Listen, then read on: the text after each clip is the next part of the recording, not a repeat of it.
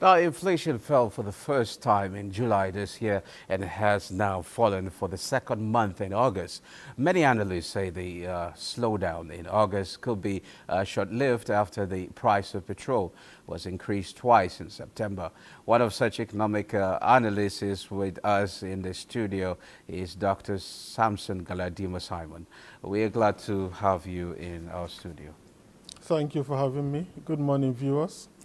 Now, beautiful. Now, well, we've seen a second straight month of inflation drop, but within the month we've seen what increase in fuel prices.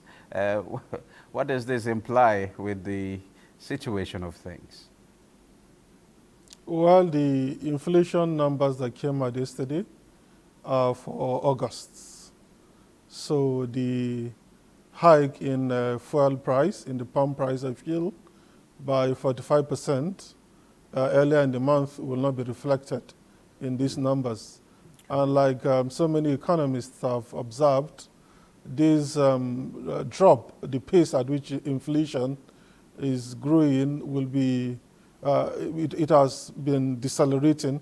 It's not going to last long. It's going to be short-lived because fuel price increased earlier in the month, and with the Dangote fuel too, prices have climbed further. So this celebration that inflation is reducing, it's not like prices are not climbing, it's just that they are not climbing as fast as before.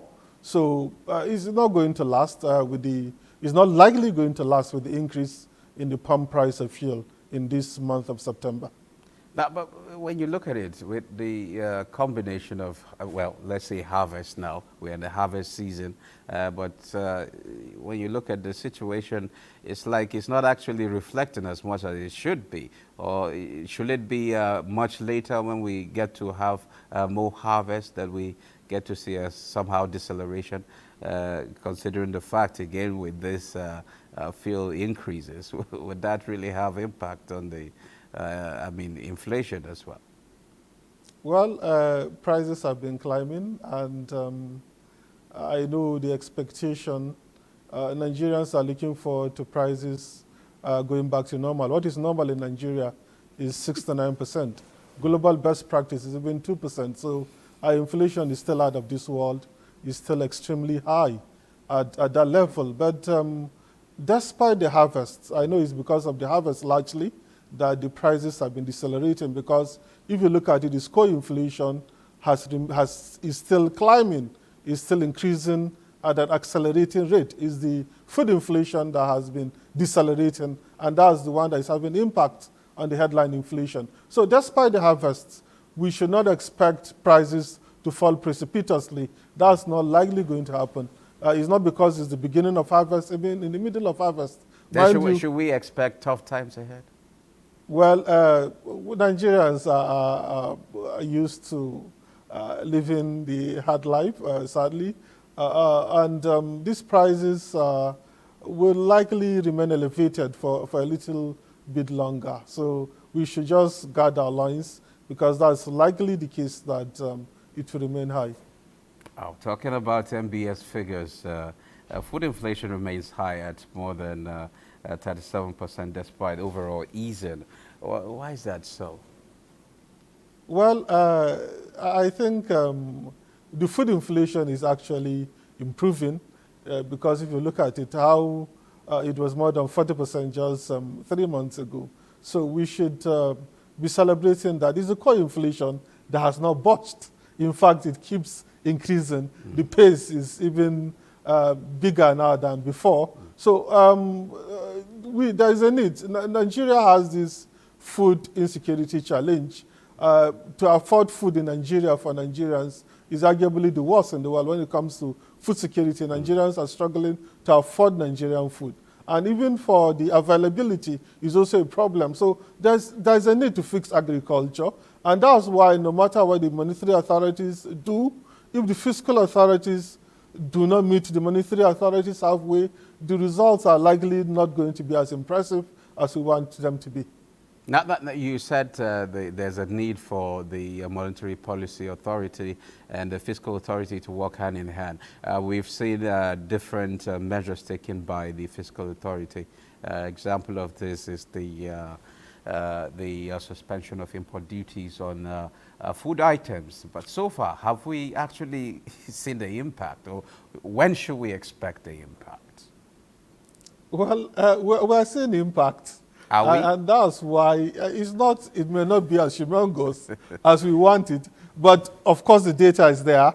Food inflation eased for July data. It also eased further for August data. So we're seeing impact. I know it may not be enough. It may not move the needle, but at least things are a little bit improving. But they are a little bit inching up, no matter how slim the margin is. It means we need to do more. Of course. What do we need to do at this point in Of course, time? it's more than obvious. The duty-free window for food importation and even the harvest might not be enough to move the needle. So there is a need to fix agriculture. And the major problem around agriculture is about insecurity. People are afraid to go to their farms because they may be killed or they may be kidnapped. It's a general problem. I personally know many farmers that used to farm on an industrial scale that don't even go to their farms again. So we need to ensure that there's security. And the idea of garden farms is obtuse. I think what we need is to go to the source of this insecurity. If you're talking about bandits, if you're talking about kidnappers, please take the word to them. Don't wait for them to come to the farmland before you defend the farmland. Go to where they are. Tackle the problem at the source. And recently, the authorities moved to Sokoto, but I think they need to do more. It's a good thing that we're actually taking this problem seriously, but we need to do more than that to ensure there is permanent solution to insecurity. Then secondly, the yield of agriculture in Nigeria is abysmal. We're still using hoes, we're still using cutlasses. This is the 21st century, for goodness sakes. So there's a need for mechanization to increase the yield of Nigerian agriculture. I think these two things largely, there are many other things, even credit to agriculture, unlike what we had in Narsal, where you give loans to people and they use it to marry additional wives and other things. There is a need to ensure that agriculture, the risking agricultural loans, these loans actually go to where they are most needed and we see results at the end of the day. You know, there's one thing that a lot of farmers do complain about. At times they ask for inputs, but the inputs somehow get to them late when it's almost harvest time. Then another thing is the issue of introduction of technology. Do you see this somehow solving Nigeria's problem on the short run while they fix the issue of insecurity in our farms? I think the insecurity is the overarching problem. So even if you provide improved inputs, even if you deploy technology, if farmers do not feel safe, nobody will go to the farmland. So there is a need to ensure security. That's the primary thing you need to do. And if you ensure security, you provide improved inputs for agriculture, and then you deploy technology, then we should largely tackle the problem of food insecurity in Nigeria. Now, the Monetary Authority, do you see them halting interest rate hike after this fall in inflation? They have been hiking rates for a while, and since headline inflation has eased, it eased in July, it eased in August. So the rational thing, the intuitive thing to do is to hold rates steady. It will not be wise for them to reduce the interest rates. I think the best thing is for them to just hold the interest rate steady for now and observe the way things are, because prices will likely climb with the increase in pump price of fuel. So it will not be wise for them to dial back the increase and then they backpedal and start hiking again. So I think the holding will be the likely scenario when they meet in a week's time or so.